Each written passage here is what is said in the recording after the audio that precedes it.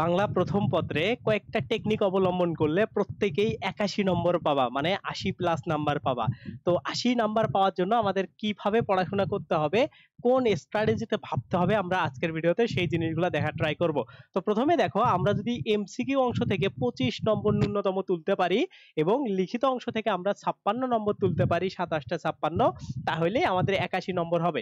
এবং প্রত্যেকেই কিভাবে এই কাজটা করবা সূক্ষ্মভাবে আমি এই জিনিসটাই সুন্দর করে দেখানোর ট্রাই করব।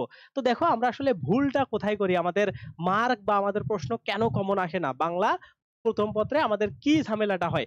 আমরা বেসিক্যালি কিছু জিনিস স্কিপ করি, মানে আমরা যখন পড়াশোনা করি তখন শুধুমাত্র পদ্য বা গদ্য অংশের ভিতরে যা কিছু থাকে, ওকে, মানে ধরো ভিতরের যেগুলা লাইন আছে সেগুলো সম্পর্কে আমাদের সলিড একটা আইডিয়া থাকে। বাট আমরা কোন জায়গাগুলাতে পিছপা হই বা কোন জায়গাগুলাতে আমরা ভুলভাল করি। তো প্রথমত, প্রত্যেকটা গদ্য এবং পদ্য সম্পর্কে যে লেখক পরিচিতি আছে, পাঠ পরিচিতি আছে, শব্দার্থ আছে, এই জিনিসগুলোকে আমরা অত ভালো করে পড়তে চাই না। এবং নর্মালি এইগুলা থেকে যখন প্রশ্ন হয় তখন কিন্তু আমাদের পরীক্ষাটা খারাপ হয়। তার মানে আমাদের পরীক্ষাতে ভালো করার জন্য আমাদের কিন্তু এই জায়গাগুলোকে ভালো করে পড়তে হবে। এখন একটা জিনিস খেয়াল করো, তুমি যখন 81 নম্বর পেতে যাবা বা যখন তোমার ন্যূনতম 25টায় এমসিকিউ রাখতেই হবে এ প্লাস পাওয়ার জন্য, তখন কিন্তু এই স্পেসিফিক জোনটা খুবই গুরুত্বপূর্ণ। এবং আরো একটা আমরা ভুল করি, সেটা হলো আমরা সহপাঠকে অত বেশি গুরুত্ব দিই না।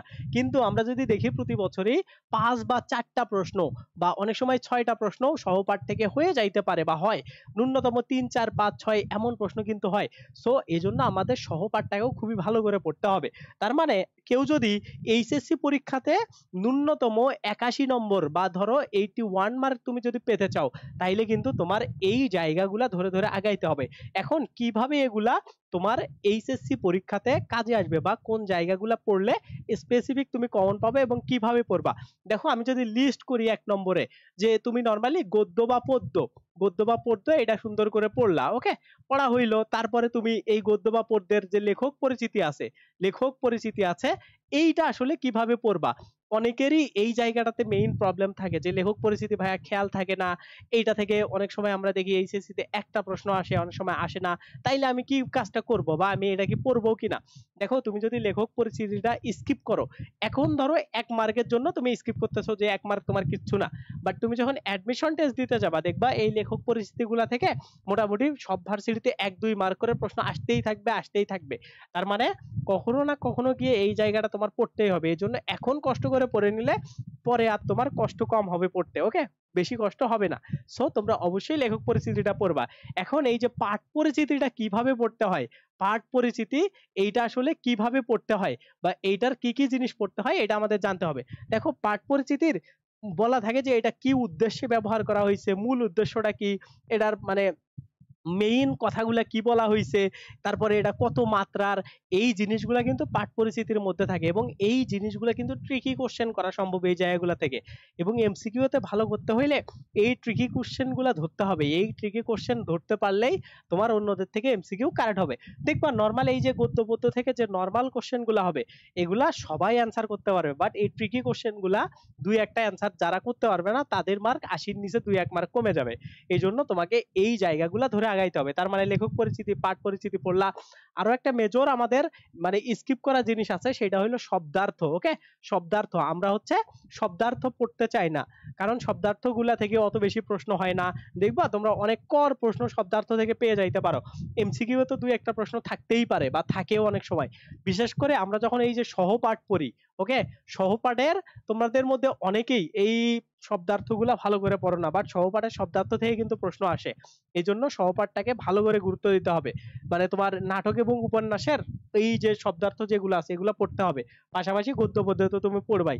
এই জিনিসগুলো যদি তুমি পড়ো, তাইলে কিন্তু তোমার পড়ার মধ্যে একটা ইউনিকনেস বা একটা আলাদা ব্যাপার চলে আসবে। তখন পরীক্ষাতে মানে তুমি যে কোনো টাইপের প্রশ্ন হোক না কেন কমন পেয়ে যাবা। এখন আসো, আমাদের এ প্লাস মিস হওয়ার আরো কিছু কারণ আছে, যেমন হচ্ছে আমাদের উচ্চতার দক্ষতা বা উচ্চতর দক্ষতা যে প্রশ্নগুলো আসে, উচ্চতর দক্ষতার যে এমসিকিউ গুলো আসে, আমরা ওগুলাকে ভালো করে অ্যান্সার করতে পারি না। এখন এই উচ্চতর দক্ষতার প্রশ্নগুলা কেমন টাইপের হয়? নরমালি তোমরা ওই যে অনুধাবনমূলক যে প্রশ্নগুলা পড়ো না, অর্থাৎ খ টাইপের অ্যান্সার করার জন্য যে টাইপের প্রশ্নগুলা পড়ো না, এইগুলার জন্য কিন্তু উচ্চতর দক্ষতার প্রশ্নগুলা ওই টাইপের হয়।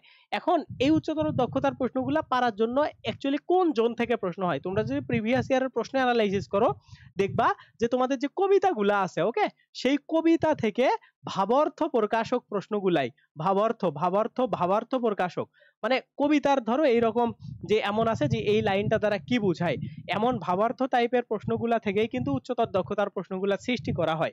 সো এই জন্য কবিতার লাইনগুলার ভাবার্থ কি, কবিতার লাইন সবাই পড়বে, জ্ঞানমূলক প্রশ্ন সবাই পারবে, বাট এই যে ভাবার্থ টাইপের প্রশ্নগুলা ক্যাচ করার জন্য কিন্তু তোমার কবিতার লাইনগুলা বুঝে বুঝে পড়তে হবে। এবং এই প্রশ্নগুলা তুমি কোথায় পাবা, এই প্রশ্নগুলোর জন্য কিভাবে পড়তে হয়, এগুলোর জন্য নরমালি যে টেস্ট পেপার গুলা আছে, ওই টেস্ট পেপার গুলাকে তোমার খুবই ভালো করে এখন মনোযোগ দিয়ে পড়তে হবে। দেখো টেস্ট পেপার গুলাকে কয়েকটা ওয়েতে পড়া যায়। যেমন টেস্ট পেপার গুলার তুমি যদি খেয়াল করে দেখো, টেস্ট পেপার গুলা মেইনলি কি জন্য মানুষ পড়ে, দেখবা যে ভালো ভালো যে কলেজগুলো আছে, যেমন ধরো ঢাকার মধ্যে যে কলেজগুলো আছে, নটরডেম কলেজ আছে, আরো বিভিন্ন কলেজ আছে, হলি ক্রস আছে, তো এইরকম বিভিন্ন যে কলেজগুলো আছে, ঢাকার সব কলেজই ভালো। তো এই কলেজগুলোর প্রশ্নগুলো তুমি দেখলে, ইভেন প্রত্যেকটা বিভাগীয় শহরের যে জেলা স্কুল, মানে কি বলে, জেলায় জেলায় যে ভালো কলেজগুলো আছে, বিভিন্ন ডিস্ট্রিক্টে যে ভালো মানে ক্লাস কলেজগুলো আছে, সেইগুলাও প্রশ্নগুলাও তোমাকে সলভ করতে হবে। তুমি যদি এইরকম করে ন্যূনতম এইরকম দিনে দুইটা করে 2 সেট প্রশ্ন, মানে একটা সেটে কয়টা 30টা করে এমসিকিউ, দিনে 60টা করে এমসিকিউ সলভ করো, দেখবা আগামী 30 দিনে তুমি 600 প্রশ্ন সলভ করে ফেলতেছো, 6 থেকে 800 প্রশ্ন সলভ করে ফেলতেছো। এই 6 থেকে 800 প্রশ্ন সলভ করার কারণে উচ্চতর দক্ষতার প্রশ্ন তোমার মেইন পরীক্ষাতে যেমনি আসুক না কেন, তোমাকে আমি গ্যারান্টি দিব তুমি সবগুলাই পারবা, আর একটা প্রশ্নও তোমার ভুল হবে না। তো এজন্য তোমাকে প্রতিদিন টাইম দিয়ে দিয়ে এই জিনিসগুলোকে একটু করে আধা ঘন্টা 1 ঘন্টা টাইম দিয়ে দিয়ে তোমার এগুলার প্র্যাকটিসে রাখতে হবে, তাইলে কিন্তু ভালো করা সম্ভব বা ভালো করা যাবে। ওকে, তো এইটা গেল উচ্চতর দক্ষতার প্রশ্ন। আরো একটা টাইপের প্রশ্ন আসে, তোমরা দেখবা যে বহুপদী যে তোমাদের প্রশ্নগুলো আসে, ওকে, বহুপদী প্রশ্ন, এই বহুপদী প্রশ্নগুলাতে কিন্তু নরমালি অ্যান্সার আমরা ঠিকঠাক কল্পনা করতে পারি না, যে এটা কি হইতে পারে, আমরা গেস করতে পারি না। তো এই গেস শক্তিটা বাড়ানোর জন্য কিন্তু প্রিভিয়াস ইয়ারের প্রশ্নগুলা ওই সেম স্টাইলে পড়াশোনা করতে হবে, তাইলে কিন্তু তোমার মার্ক আসবে। তাইলে তুমি যদি একটু চিন্তা করো যে তোমার আসলে কোন জায়গা থেকে মার্কগুলা আসতেছিল না, বা তোমার মানে মার্ক কাটা যাওয়ার সম্ভাবনা কোথায় তোমার বেশি ছিল, ধরো এই যে অনুধাবন টাইপের, বা ধরো উচ্চতর দক্ষতা, দক্ষতার যে প্রশ্নগুলো আছে, এগুলাতে মার্ক কাটা যাওয়ার সম্ভাবনা একটা ছিল। তারপরে ধরো তোমার এই পাশে বহুপদী গুলাতে মার্ক কাটা যাওয়ার সম্ভাবনা ছিল। তারপরে ধরো তোমার এক্সটার্নাল যে বিষয়গুলো আছে, অর্থাৎ প্লেইন বিষয় বাদ দিয়ে, ধরো বিভিন্ন শব্দার্থ, তারপরে হচ্ছে পরিচিতি, তারপরে হচ্ছে লেখক পরিচিতি, এইগুলা থেকে কিন্তু তোমার মার্ক কেটে যাওয়ার সম্ভাবনা ছিল, বাট এইগুলাকেই তুমি ভালো ফোকাস দিচ্ছ, এবং এই জায়গাগুলা থেকে যে এমসিকিউ গুলা আসবে, তোমরা বিশ্বাস করো 75 থেকে 80% স্টুডেন্ট এগুলা ঠিকঠাক অ্যান্সার করতে পারবে না, এবং ওই জায়গাতেই এ প্লাসটা তাদের মিস হয়ে যাবে। সো তুমি যদি এই জিনিসগুলাকে ভালো করে পড়তে পারো বাংলা ফার্স্ট পার্টের, তাইলে কিন্তু তোমার এ প্লাস পাওয়ার খুব ভালো সম্ভাবনা আছে। ইভেন 25, 26, 27টা প্রশ্ন তোমার কারেক্ট হওয়ার চান্স আছে, যদিও বাংলা প্রশ্নের 26, 27টা প্রশ্ন, 28টা প্রশ্ন হওয়া অনেক কঠিন, তারপরেও আমি বলতেছি চান্সেস আছে। ওকে, তো এইটা গেল এমসিকিউ অংশে 25 নম্বর কমপক্ষে ন্যূনতম তোলার। এখন বিষয় হইলো যে কিভাবে তুমি 7 গুণন 8, মানে 60টা প্রশ্নে 8 করে করে ন্যূনতম 56 মার্ক পেয়ে 25 আর 56 81 নম্বর তুলবা। এখন আমরা লিখিত বা সৃজনশীল অংশে আসবো।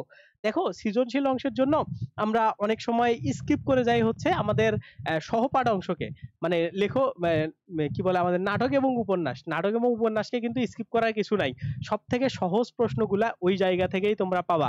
এই জন্য ওই জিনিসটাকে খুবই ভালো করে পড়বা, খুবই ভালো করে, এমন ভাবে পড়বা যাতে অ্যাডমিশনও তোমার আর না পড়া লাগে। এইভাবে নাটক উপন্যাসটাকে শেষ করবা ভালো করে, তাইলে ওইখানের প্রশ্নগুলা সোজা সাপটা অ্যান্সার দেওয়া যায়। এই জন্য ওই প্রশ্নগুলাকে অ্যান্সার তুমি অবশ্যই করবা। এখন একটা জিনিস দেখো, তুমি যদি এই 7-8 একটা করে প্রশ্ন ন্যূনতম 8 মার্ক পাইতে চাও, তোমাকে টার্গেট রাখতে হবে ক নং এবং খ নং প্রশ্নে, খ নং প্রশ্নে যাতে করে কখনোই ভুল অ্যান্সার না লেখা হয়, হ্যাঁ, ভুলেও যাতে ভুল অ্যান্সার না লেখা হয়, এইরকম যদি তুমি ঠিক রাখতে পারো, তাইলে কিন্তু তোমার মার্ক পাওয়ার সম্ভাবনা আছে। আর আমি একটা ভিডিও দিছি অলরেডি যে কিভাবে 8-9 করে গড়ে সৃজনশীল পাওয়া যায়। তোমরা চাইলে এই ভিডিওর শেষে থেকে ওইটা দেখে নিতে পারো প্লে লিস্ট থেকে। সো ওই স্ট্র্যাটেজি গুলো তুমি যদি মেইনটেইন করো তাইলে কিন্তু তোমার 8 পাওয়ার চান্স আছে। এখন শুধুমাত্র তো স্ট্র্যাটেজি মেইনটেইন করে হয় না, লেখার মধ্যে অনেক ভালো জিনিস থাকতে হয়। এইটা কিভাবে আনবা, এই জিনিসটা কিভাবে আসতে পারে, এইটার জন্য সবথেকে মেজর জিনিস হইলো প্র্যাকটিস করা। কি প্র্যাকটিস করবা, কি প্র্যাকটিস করবা? তোমরা বাংলাদেশের 90% স্টুডেন্টকে জিজ্ঞেস করো, কেউ সৃজনশীল প্রশ্ন কখনোই প্র্যাকটিস করে না। মানে কেউ সৃজনশীল প্রশ্ন প্র্যাকটিস দেখে না। কেন দেখে না? কারণ এটা অটোমেটিক্যালি পারা যায়, ক খ দেখলেই তো এটা হচ্ছে। গ ঘ গুলা যে কিভাবে লেখা যায়, কিভাবে লিখলে আরো ভালো হয়, এই আইডিয়াটা যদি তুমি নিয়ে যাইতে পারো, বিশ্বাস করো এই 90% এর থেকে তুমি বের হয়ে 10% এর মধ্যে ঢুকবা। এবং তোমার ধরো একটা সেন্টারের মধ্যে তুমি 1000 স্টুডেন্ট পরীক্ষা দিচ্ছে, হ্যাঁ, 900 স্টুডেন্ট যে টাইপের লেখা লিখবে, তুমি সেই টাইপের না লিখে ভিন্ন টাইপের ওই 100 জন লেখা লিখবে, তাদের মতো লিখতে পারবা। কেমনে? আগামী 30 দিন তোমার হাতে যে সময়টা আছে, ওই 30 দিনে প্রতিদিন একটা করে প্রশ্ন, জাস্ট একটা করে, ওকে, প্রতিদিন একটা করে যদি তুমি প্রশ্ন দেখো, ধরো তুমি একটা সৃজনশীল দেখলা, নটরডেম কলেজের একটা কবিতা থেকে সৃজনশীল দেখলা, হলি ক্রসের একটা তুমি কি বলে এই সহপাঠ থেকে দেখলা, তারপরে ধরো তুমি নর্মাল গদ্য থেকে পদ্য থেকে আলাদা আলাদা বিভিন্ন কলেজের প্রশ্নগুলো তুমি এভাবে দেখলা। দেখার পরে যখন তুমি আলটিমেটলি নিজেকে যাচাই করবা, দেখবা তুমি প্রশ্ন দেখার সময় ডে ওয়ানে, ওকে, প্রথম দিনে তুমি নিজেকে নিজে অ্যান্সার করার সময় যে টাইপের অ্যান্সার করতা, ডে ধরো তুমি এরকম করে, আমি ধরলাম 3 সপ্তাহ, ডে 21 21তম দিয়ে গিয়ে দেখবা নিজেই কত ভালো অ্যান্সার করতে পারতেছো। এই জোন থেকে এই জোনে কি লেভেলের যে উন্নতিটা তোমার হয়েছে তুমি কল্পনাও করতে পারবা না, জাস্ট একটু প্র্যাকটিসের কারণে, অল্প বেশি সময় দেওয়ার কারণে। তো এই কাজগুলো যারা করে তারা কিন্তু সৃজনশীলে অনেক মানসম্মত লেখা ডেলিভারি দিতে পারে। এবং এই জিনিসটা টিচার যখন বুঝতে পারবে, তখন দেখবা তুমি মার্ক অটোমেটিক্যালি সর্বনিম্ন 8 করে পাচ্ছ। সো এই ওয়েগুলা তোমরা টেস্ট পেপার কিনে সুন্দর করে মানে ইয়া করতে পারো, দেখতে পারো। সো এইটাই হচ্ছে বাংলা প্রথমের আমি মনে করি যে সাজেশন, এবং আশা করি তোমরা আমাদের এই ভিডিওগুলা তোমাদের অনেক বেশি ইফেক্টিভ হচ্ছে। এবং আমি আমার ব্যক্তিগত এক্সপেরিয়েন্স গুলাই তোমাকে বলতেছি যে আমি আসলে কিভাবে ভাবতাম, আমি কিভাবে এই 81-82 নাম্বার, আমি নিজেও 83 নাম্বারের মতো মনে হয় পাইছিলাম, ওকে, আমার এরকম করে ইয়াতে 56 প্লাস এইরকম এরকম 26-27টার মতো এমসিকিউ হয়েছিল। সো ওইটা থেকে আমি আমার এক্সপেরিয়েন্স গুলো, আমি যেভাবে চিন্তা করে করে পরীক্ষা দিছি, আমি যেভাবে 1 মাস লাস্টে কাজে লাগাইছি, তোমাদেরকেও সেই উপায়গুলাই শেখায় দিচ্ছি। আশা করি তোমাদের খুবই কাজে আসবে। সো তোমাদের ভিডিওটা ভালো লাগলে অবশ্যই লাইক দিবা, চ্যানেলে নতুন হলে সাবস্ক্রাইব করো। আর আমি বাংলা দ্বিতীয় পত্র নিয়েও তোমরা এমন ভিডিও চাও কিনা কমেন্টে জানায় দিও। আর আমাদের এই চ্যানেল সম্পর্কে তোমাদের বন্ধু বান্ধব যাদের আছে সবাইকে প্লিজ সাজেস্ট করে দিও।